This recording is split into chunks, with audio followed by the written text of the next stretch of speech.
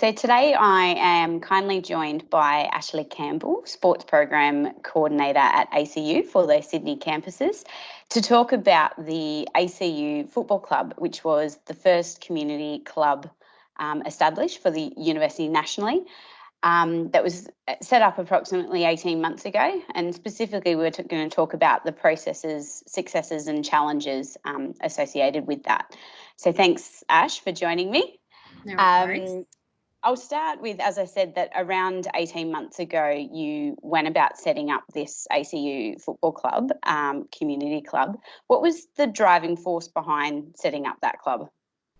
Yeah, no worries. So basically ACU had invested significantly into a facility out at the Strathfield campus. So as part of that facility, there was 200 car spaces and a FIFA certified synthetic football pitch that was put on top of the car park. We also were really fortunate to get home and away change rooms, referee room, medical room. So I guess part of this was we wanted to have a club that would use this as their home venue. A lot of our students were keen on football. It is a supported sport by Unisport and I guess the Australian Sports Commission as well.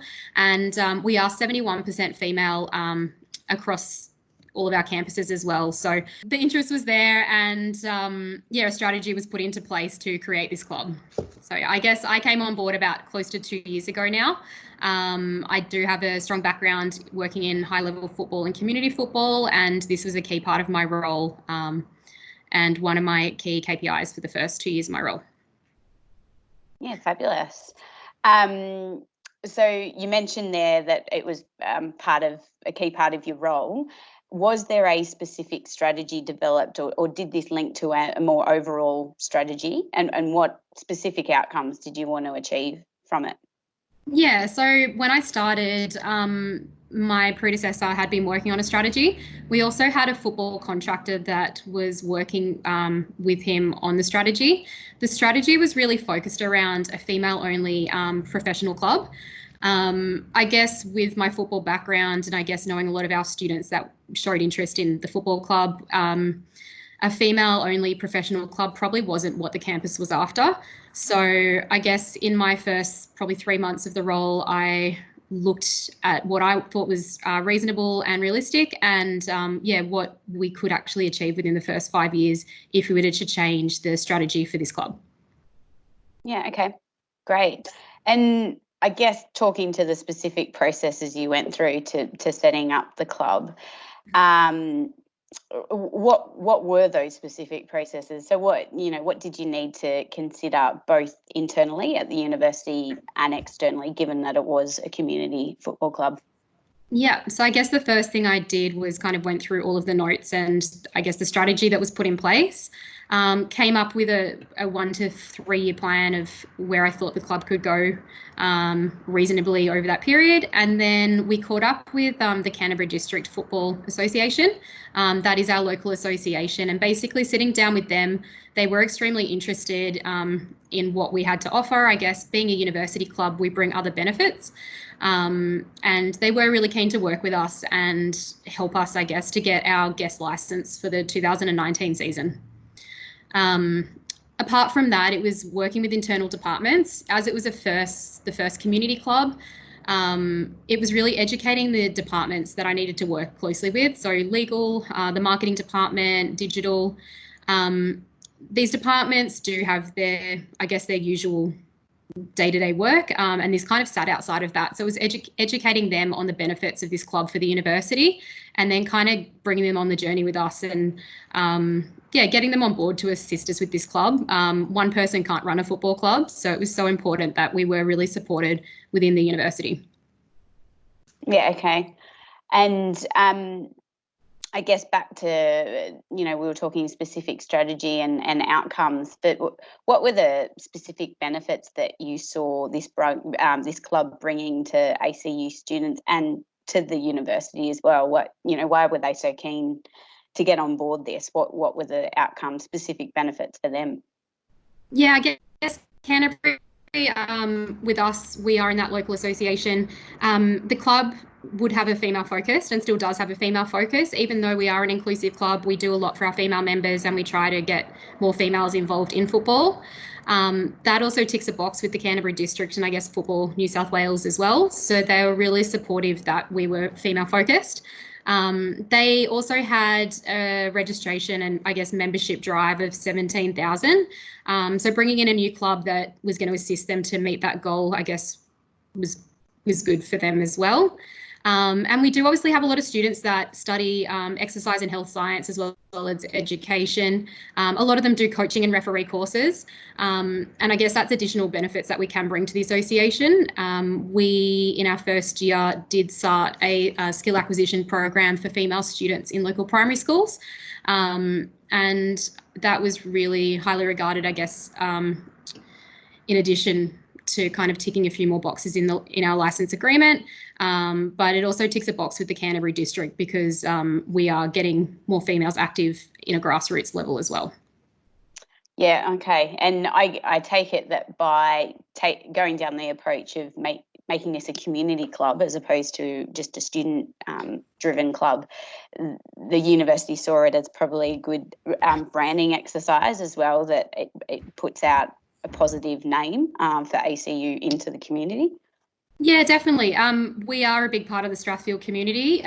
We are hoping, and again, it's a bit of a, obviously we wouldn't go out to partners at the moment, but we are hoping to get some local partners on board so they can support us and we can support them as well. We do run that skill acquisition program that I spoke about. And we also introduced school holiday clinics last year as well. So we are trying to work within the community and get kids of all ages, I guess, involved in our programs. And then eventually, as the club grows, we would like to introduce grassroots into the club as well.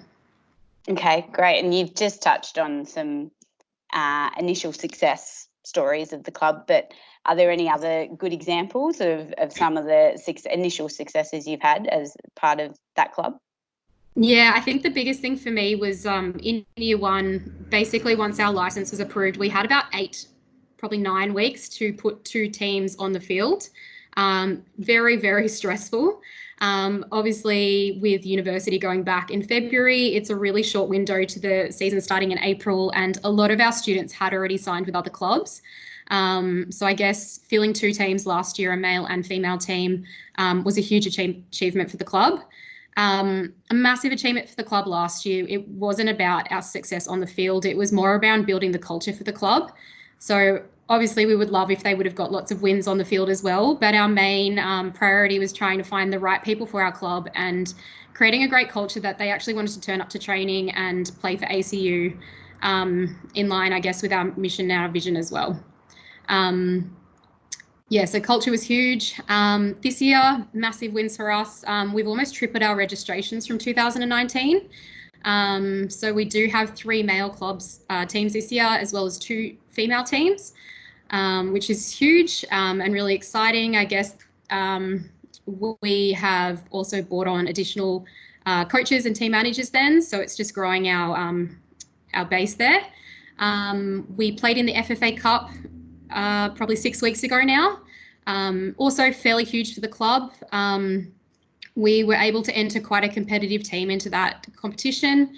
Unfortunately, we didn't win, but yeah, to have a team enter that competition within the second year was another massive achievement for us.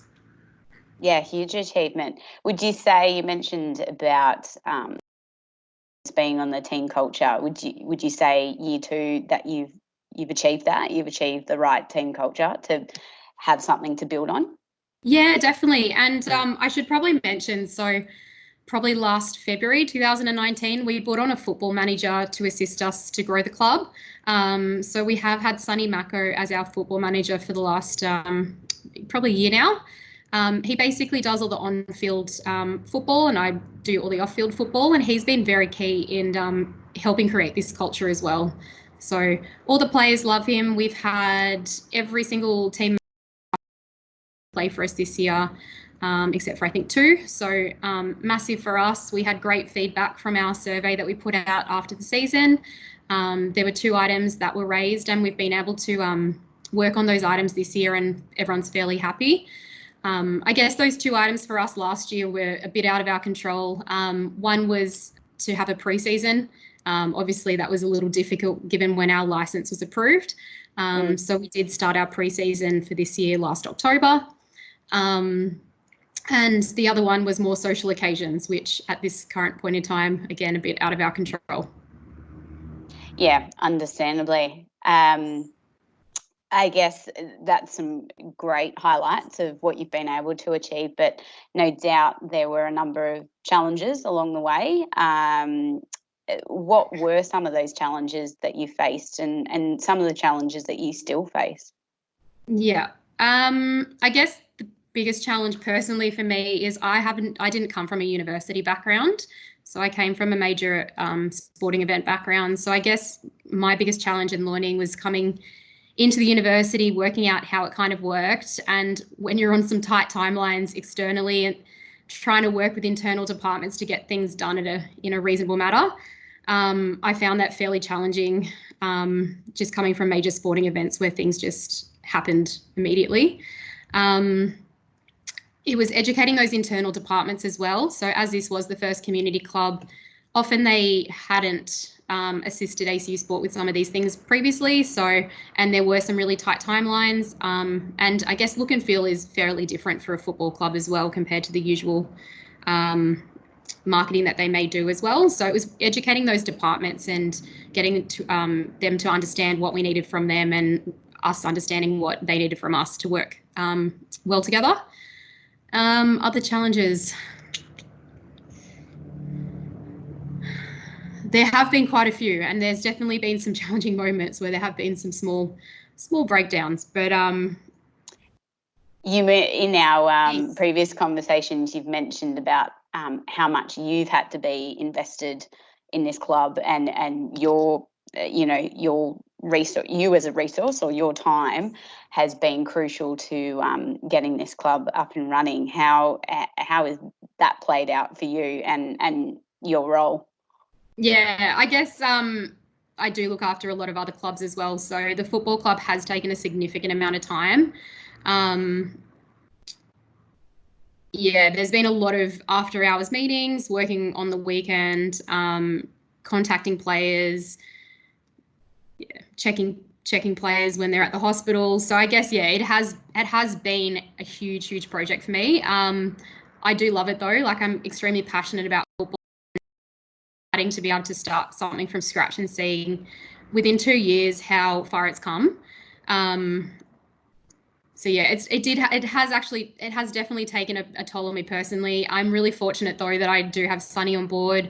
I have a coordinator that works with me now, and she assists with registrations. And we, in our first year, weren't able to get an executive club committee on board. So I guess in year 2, which we did just over the Christmas period, we brought an executive club committee together. So I guess working with that committee now, it's really assisted me to be able to allocate tasks and put a bit more accountability on other people to be able to complete those tasks. So I do work with a team of about 6 now, which is really great. I guess a challenge from the university side though is compared to a community club where they're all volunteers, some of our volunteers obviously and students don't have access to a lot of the university information. So I guess a lot of the tasks will always kind of stay with myself. So such as payments, running the budgets, briefing and marketing into our internal system. So I guess even if we do have executive club members on, it's giving them tasks that they can actually complete. So I guess that's a bit of a challenge as well, just with the structure that we've got at the university. Yeah, well, hopefully those additional resources can help with, the day-to-day management or, operation side of things, and you just remain that link back to the university and making sure they meet all of those requirements. I probably mentioned there as well, though, we weren't set up properly in first year because of the timings.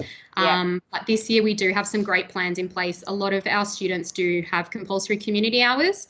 So we do have quite a lot of student opportunities that we offer as part of the club.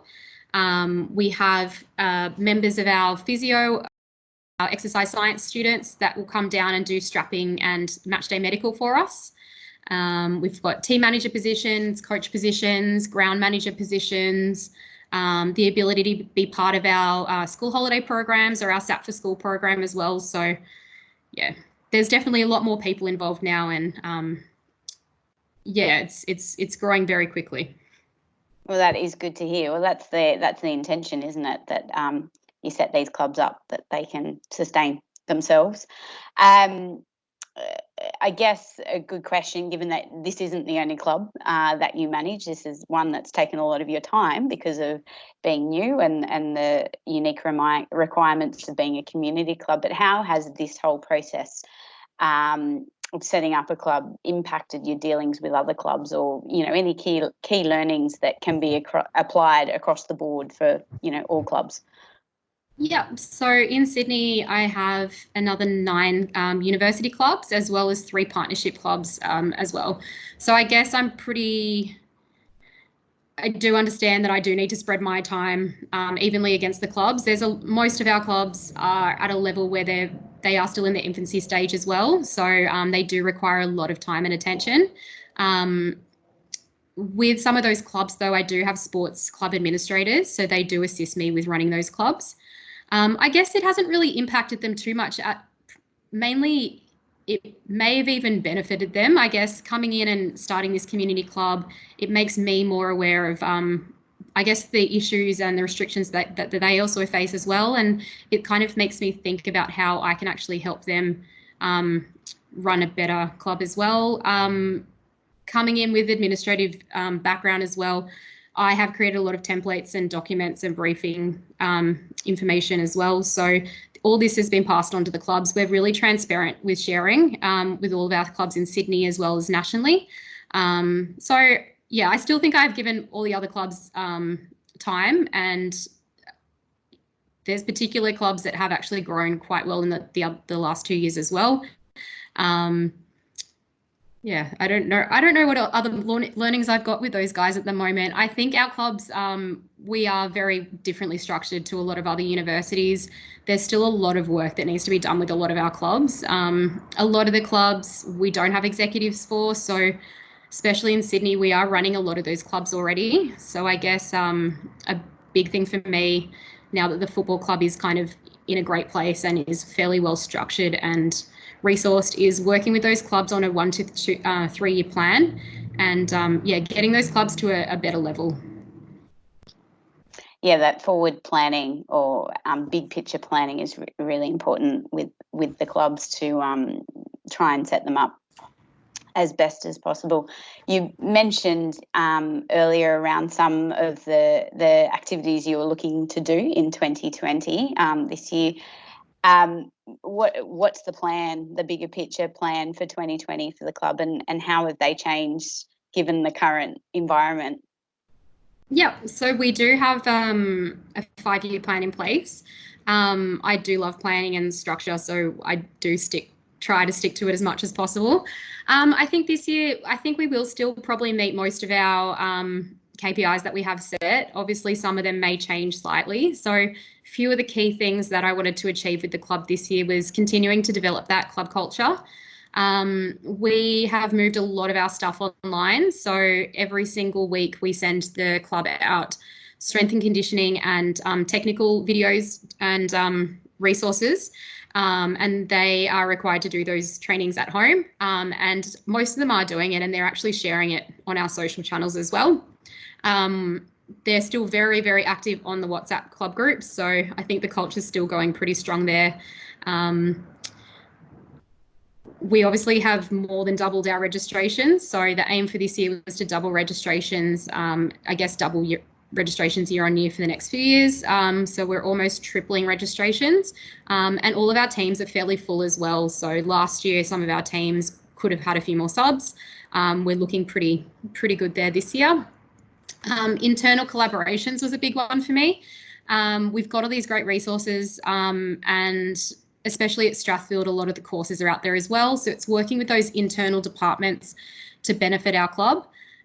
We do have an agreement with our exercise and health science department, and we do run strength and conditioning, obviously not at the moment, but once a week with our club as well. So some of those lecturers, and again, some of the students actually come down and assist us with some of that. And I guess we do have a partnership with our physio department as well. So the second year students will come and use their hours and get some of the hours up on match days with us. So there's still definitely a lot more to do with collaborations, but it's definitely a great start. A few things that are definitely affected that, pending how long this goes on for, I'm not sure if they will get off the ground for this year. We have paused our SAT for School program as well as our school holiday clinics. So hopefully we'll be able to pick them up again for the October school holidays, but I guess that's all depending. Club partnerships, we have pulled together quite a bit of information to go out to a lot of local businesses. Obviously not an ideal time to do that, so that will definitely be put on the back burner for a while. And involving the club at social sport more on the Strathfield campus. So we run social sport on campus Tuesday, Wednesday, Thursday, and getting that club more involved and just increasing our engagement with the club on campus, which again, hopefully will happen in semester 2. Yeah, that's a key one, isn't it? How do you make the most of that club by bringing the activity back on campus to engage with more students? So I guess, off the back of that, where do you see this club in 5 years' time? You talk about the 1 to 3 year plan. Where do you see it in 3 to 5 years' time? Yeah, so 3 to 5 years, I guess our biggest goal for the club, we do want a WNPL team.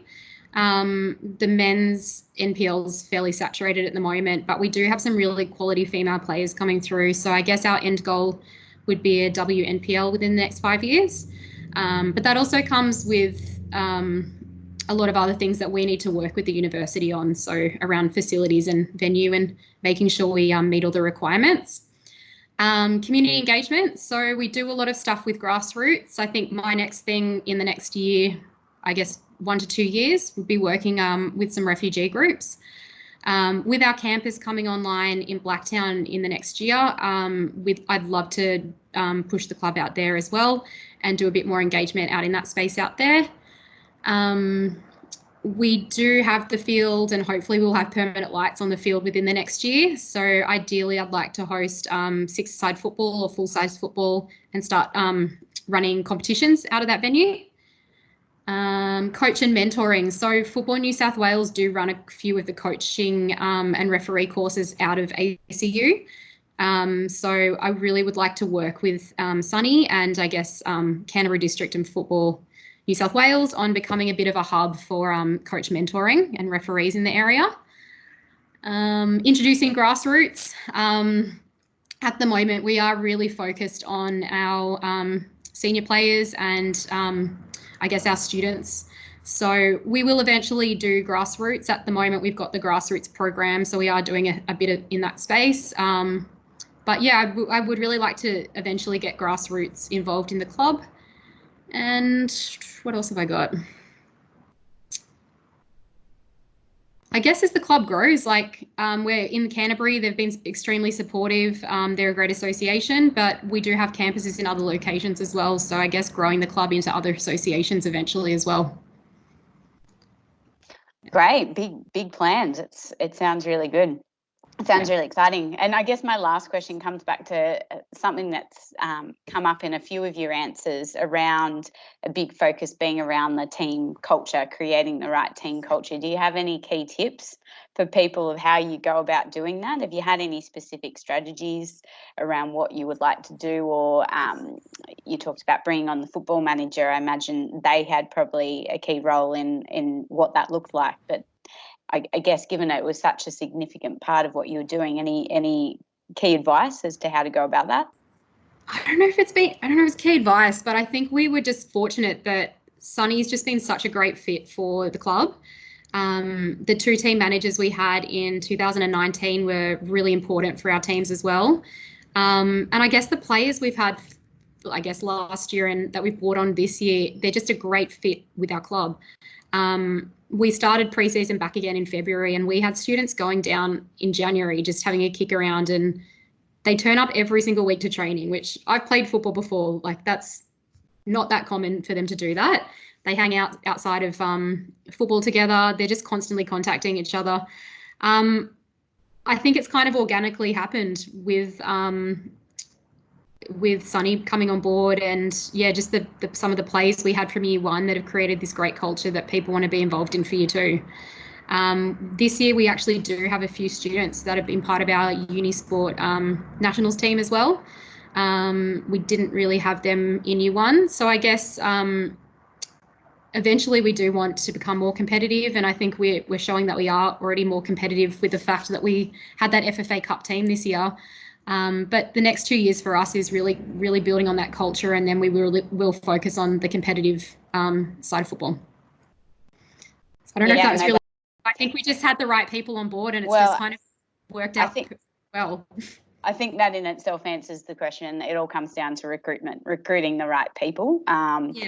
Because they then attract the right people, and it sounds like that's how it's been established. And then it feeds off that. So no, that's really great. Well, they are all the questions I had for you today. Thank you so much for your time and your thoughts on all that. I think it's a really great insight into the processes involved in setting up a community club, and some of the great outcomes and some of the challenges along the way.